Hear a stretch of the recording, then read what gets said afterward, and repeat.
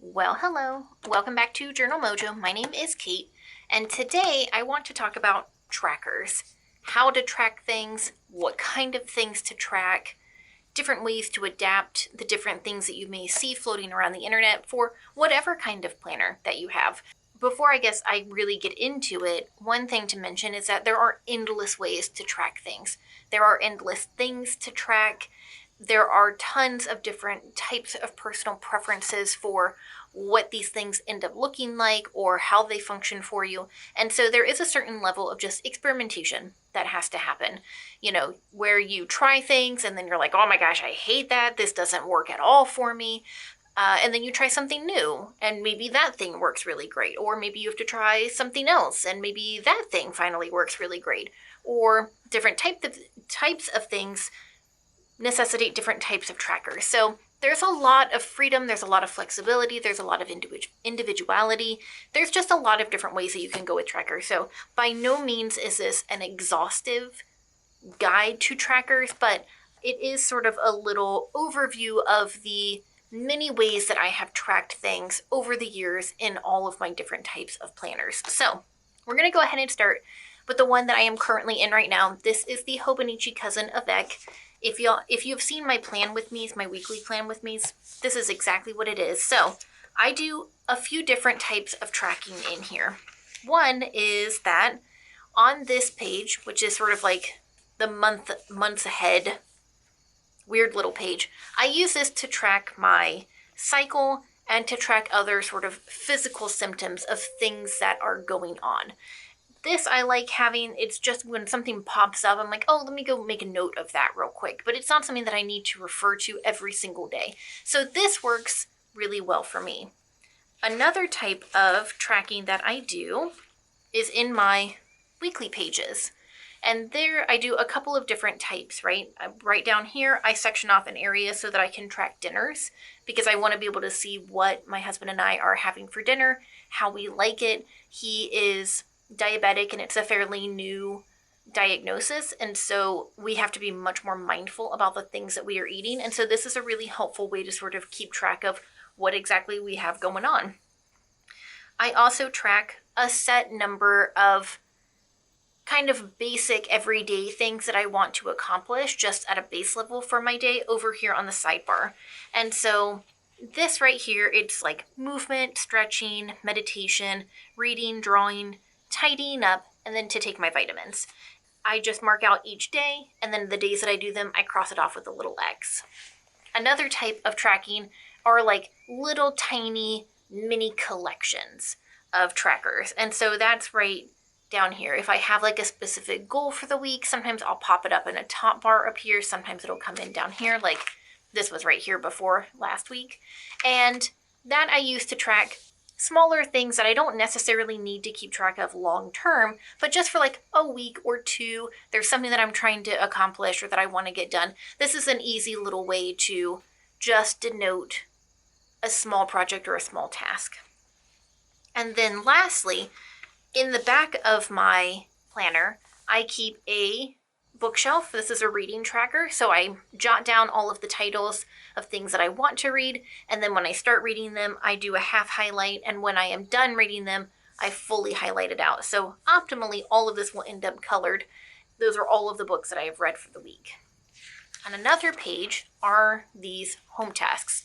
These are the reoccurring but not every day or every week tasks. These are like the once a month tasks. So big bills to pay, big cleaning tasks, so like washing the AC filter or the washer filter, or washing Finn's bed, he's my dog, or getting an oil change, those sort of things where like I may need to refer back to them, but it's not every day, it's not every week. And then also health stuff. So when did my dog get his medications? When did I go to the gynecologist? When did I go to the dentist? Just so that I have a little record of it that is easy to find and all in one place. So this is something that you could do at any point on it. You could adjust at will. It's basically just a couple of squares for each month and then tack it down. I do little dots just to denote when those things need to happen and then cross it off when it is done. So there are a lot of different ways to track things. So now that we, or you, I guess, have seen the things that I am currently doing, I'm going to show you some other options of ways and things to track. So another one, this is in the Hobonichi Cousin. This is what I was using earlier in the year, is that when I got to these beginning month pages, I used this as the big overall tracker so that I could see big trends. And I know a lot of people do this, right? So this is, I tracked my cycle, movement, yoga, meditation, vitamins, whether I was eating at home or eating out, because for a while that was kind of a problem. Tidying up, if I did my morning routine, that all sort of floated in through here. And I know a lot of people love having it all together in one place to keep a really good, clear eye on everything that they're doing and trying to track. For me, this didn't work out super great because I had to actively every day remember to go back in here and get out of where I currently was. And so it's just different strokes for different folks. Some people will love being able to see at a glance the big trends and everything that is going on. Other people, like myself, find it very difficult to remember to go back in here and track these things. So that is a good option for things to do. One other thing that I wanted to mention, if you are in a Hobonichi Cousin or something that has features like this, at the beginning of, in the back area, at the beginning of each month, there is a blank page. And so you could use this page to track things. Draw out little grids, little boxes, notes with like a bullet point list to track different things here by month. So that would be another option if you wanted to keep things together by month, kind of more in like a bullet journal style. You could track monthly goals here. There's all sorts of things. So tasks, activities, habits. I like to use trackers primarily as habit trackers. I know there are people that like to do mood trackers where they can sort of, they'll color code things and they'll have ideas for what colors represent different emotions for the overarching emotion of their day, and then be able to look back and see how was this last month. So that's another option for the way to use the Hobonichi, is to take this monthly page and use that as a monthly tracker for anything that you feel like you need to be tracking. You can see I attempted to do this on a month page back in February, where I set a run schedule so that I could keep track of how much I was running per day, and then a separate section for monthly goals. This ended up not working for me, but it is a great option for a lot of people. So going back into bullet journals, and all of these are easily adaptable into any kind of planner. It's more an issue of looking through your planner and figuring out where certain things make the most sense for you, since there are so many different options and avenues and possibilities for habit trackers, mood trackers, symptom trackers, whatever the case may be. So this is like the most basic one. This is one of my very first bullet journals. This is way back in 2016. But basically it was just, I had a September tracker. I had the things that I was tracking here. I wrote down each day of the month. And on the days that I did those things, I just did a little scribble and then moved on. So that is a really simple, easy way to do it. It's super fast to set up. Again, this is something that can be easily transposed onto any other type of planner. Kind of going along with that is the same thing, but a little bit more structured and a little bit more organized. And that was a separate square for each day of the month. And then I just did a little color dot for my color of the month on the days that I did those specific things. And so I had them right here so I could see, oh yeah, okay, I was pretty good about flossing. And then obviously at the 20th, I really just stopped tracking. I have no idea what happened after that. So that is definitely one thing about trackers, is you have to be prepared to actually go in and fill it out, because sometimes I'm not great about that. Another thing coming in here is little daily trackers for different things. So like here, it's cups of water. I was trying to keep track of how hydrated I was. I was starting to get really interested in my level of dehydration. And so I just drew out little water cups, and then for each one that I did, I just colored it in so I could keep track really easily on just that day of one specific thing. So that is another option. Getting into more complicated ones, this is a big tracker for a lot of different things, right? So up here, it's sort of like a little plot chart, and this tracks sleep, mood, and stress levels. So it's a solid line for sleep, a dashed line for my mood, and dotted lines for stress. And so here you can see where things kind of correlate, right? Oh, I got a lot of sleep up here. My mood was pretty great that day, and my stress was really low that day. But conversely, if we're coming over here, maybe it looks a little bit different. Like I'm really stressed out on some days where I didn't get a lot of sleep, or, whatever the case may be. So this can be great if you want a more detailed idea of how things are sort of interconnected with each other. This ended up not being super functional for me because I end up getting really lost and sort of confused. I love the way that it looks. It looks great, but this is a good option. I was also keeping track of my cycle here, which I denoted with a little red dot. So this was sort of all together because I wanted to see how my cycle was impacting my sleep and my mood and my stress levels and how all of this tied in together. And then going down on the same thing, it was the different habits that I was trying to keep track of, and each day that it got accomplished was just a little dot. So that is another way to do it. You can also track something like gratitude, right, which is a more sort of nebulous thing. And so this is like a 1 or 2 sentence, something that I am grateful for that day, something that was really nice about the day, or that was just enjoyable on some level that I may want to remember. And so this is another way to track things. Then taking that version and like really beefing it up is a big 2-page spread.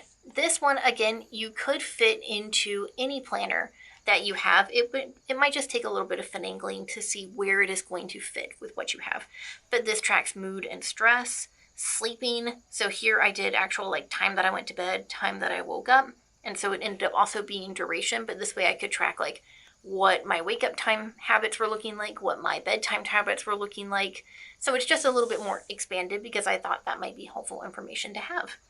And then a much larger tracker. And so this also incorporates into, some habits that I am trying to build at this point to medical things like, did I have a panic attack that day?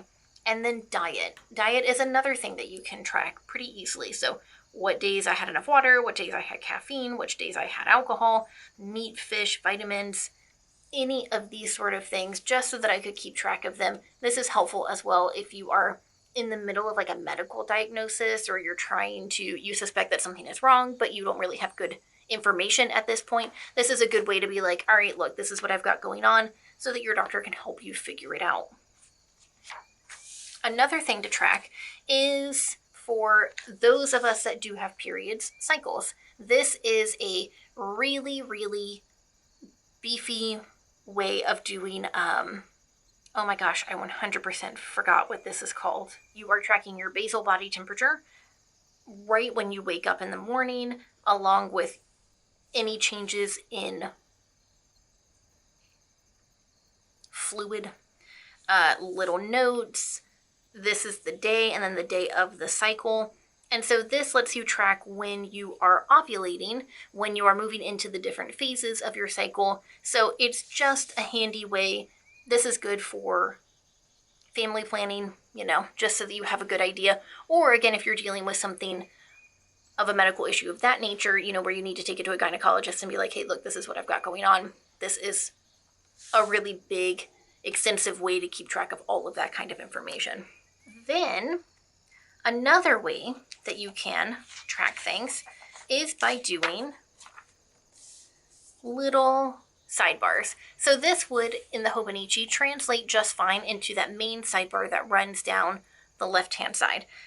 But basically, it's just another way to track exactly the same thing. So this is a sleep tracker, so day of the week, number of hours, a little squiggly line that's been filled in, water tracker, same kind of thing, and then actual trackers. These are just little abbreviations for different things. I don't actually know what most of these stand for anymore, so maybe not super helpful long term for doing this method, but a little way to have separate trackers going down through your planner to just keep an eye on the things that you are interested in.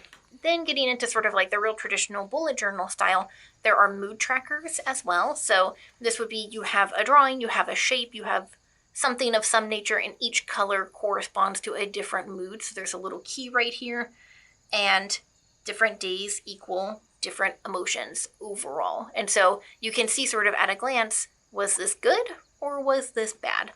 And then here are individual trackers. So they're little boxes for each specific habit that I am trying to build. And so it's just day of the month and then a little circle on the days where those things got done. And so it's easy to see sort of at a glance which things were successful, like brushing my teeth in the morning or doing a little digital detox, and which days were less successful, like working out and stretching. Mood trackers are nice in a way because it lets you go back and see sort of what exactly did the month look like, because there is the whole thing where negative emotions or negative memories are stronger and more dominant than positive ones. And so it's really easy to look back on the past and be like, oh my gosh, so many terrible things happened, and feel like it was overwhelmingly a bad month. And then you get in here, or at least for me, get in here and look at it and be like, well, actually, it was a pretty okay month. There were really only a few bad days. Everything else was pretty fine. And so it's just a little way to sort of reset and reframe the way that things are going on. And that's really what trackers let you do, is keep an eye on things and have a clearer memory for what those things look like, whether that be habits or symptoms or your mood or anything like that. It's basically just an easy way for record keeping. And so there are tons and tons of different ways, but this is just some of the ways that I have tried tracking different things in all of my different planners. And that is pretty much it. There are a lot of really good resources online. Reddit has a number of subreddits that are dedicated to different planner types and different planner communities. So like there's a Hobonichi subreddit. There is a bullet journal subreddit. There's a Mojo subreddit. One is for more productivity. One is for more artistic stuff. So if you want to be drawing or, have some creative ideas, those are great places to check out. There's also Pinterest, which is definitely a great resource. And then just like a Google image search to find something where you're like, ooh, hey, that looks pretty good. That looks like that might meet the need of the thing that I want. And then the other thing that I'll say about trackers is don't be afraid to change things. Don't ever feel like you're locked into doing something a certain way because you've done it once. Like, feel free to be like, oh, you know what? This method is not working for me. Scratch it. I'm going to try a different kind of tracker next time. Go for that and see how it goes. So that is pretty much it for trackers. I'm a big fan of them. I think that they're super helpful and just a nice way to be able to look back and be like, oh yeah, okay, this is what was going on.